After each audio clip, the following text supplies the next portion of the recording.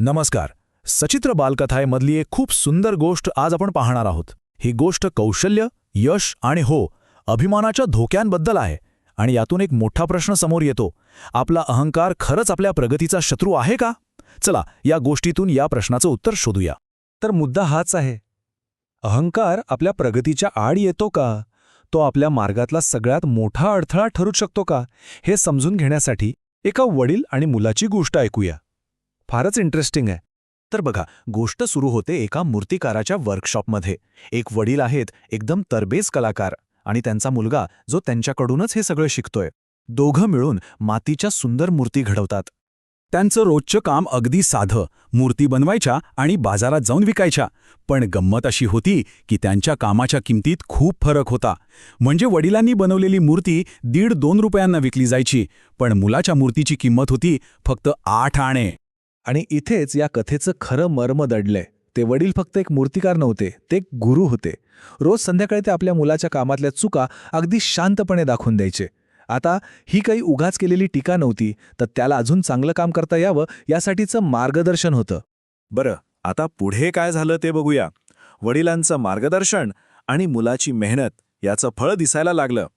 मुलाने वडिलांची प्रत्येक गोष्ट ऐकली आणि आपल्या कलेत सुधारणा करत राहिला. आणि याचा रिझल्ट तर कमालच होता. काही दिवसांनी मुलाच्या मूर्तींनाही वडिलांच्या मूर्तींइतकेच पैसे मिळू लागले. आणि मग तर काय, त्याची किंमत वाढतच गेली. त्याची कला इतकी बहरली की त्याच्या मूर्ती चक्क 5-5 रुपयांना विकल्या जाऊ लागल्या. दुसरीकडे वडिलांच्या मूर्तींची किंमत मात्र अजूनही 2 रुपयेच होती. पण एक गोष्ट लक्षात घेण्यासारखी आहे. मुलगा यशस्वी झाला, त्याच्या मूर्तींना जास्त किंमत मिळू लागली, तरी वडिलांनी आपलं काम थांबवलं नाही. ते अजूनही त्याच्या कामातल्या चुका दाखवून देतच होते, कारण त्यांना पक्कं माहीत होतं की शिकण्याला, सुधारण्याला कधीच अंत नसतो. आणि इथेच कथेला एक ट्विस्ट येतो. यश मिळालं, पण त्यासोबतच मुलाच्या मनात अहंकार जागा झाला. आता जेव्हा वडील त्याच्या चुका दाखवायचे, तेव्हा त्याचा खूप राग यायचा. शेवटी एका दिवशी तो वैतागून वडिलांना म्हणालाच, तुम्ही सारखं माझ्या कामात चुकाच काढत असता. माझी कला आता तुमच्यापेक्षा खूप चांगली आहे. बघा ना, माझ्या मूर्तीला 5 रुपये मिळतात आणि तुमच्या मूर्तीला फक्त 2. हा तो क्षण होता जिथे गर्वाने कृतज्ञतेवर मात केली. आता हे ऐकून वडील चिडले नाहीत. उलट त्यांनी खूप शांतपणे मुलाला एक गोष्ट सांगितली. त्यांच्या स्वतःच्या आयुष्यात घडलेली गोष्ट, एक असा धडा जो ते स्वतःच्या अनुभवातून शिकले होते.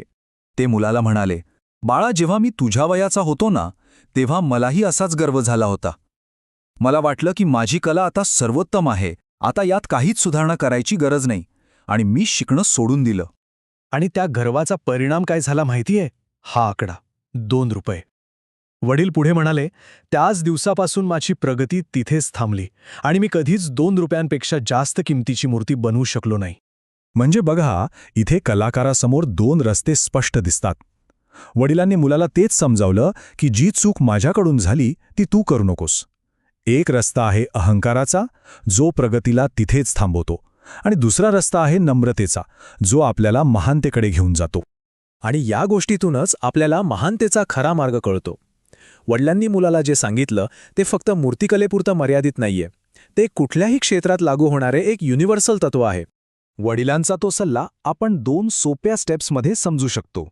पहिली स्टेप, आपल्या चुका ओळखा, त्या समजून घ्या, आणि दुसरी स्टेप, त्या चुका सुधारण्यासाठी सतत प्रयत्न करत राहा. खरं तर हाच प्रगती करत राहण्याचा आणि महान बनण्याचा एकमेव मार्ग आहे. आणि हेच या कथेचं सार आहे, जे या सुंदर वाक्यात मांडलंय. आपल्या चुका सुधारण्याचा क्रम जर सुरू राहिला तर मनुष्य महानतेच्या शिखरापर्यंत पोचू शकतो. सतत शिकत राहण्याची आणि स्वतःमध्ये सुधारणा करण्याची जी वृत्ती आहे, तीच आपल्याला यशाकडे घेऊन जाते. तर मग ही गोष्ट आपल्याला एका महत्त्वाच्या प्रश्नावर विचार करायला लावते. शिकण्याची किंवा सुधारणा करण्याची खरंच काही शेवटची पायरी असते का? की हा एक असा प्रवास आहे जो कधीच संपत नाही? जरा विचार करून बघा.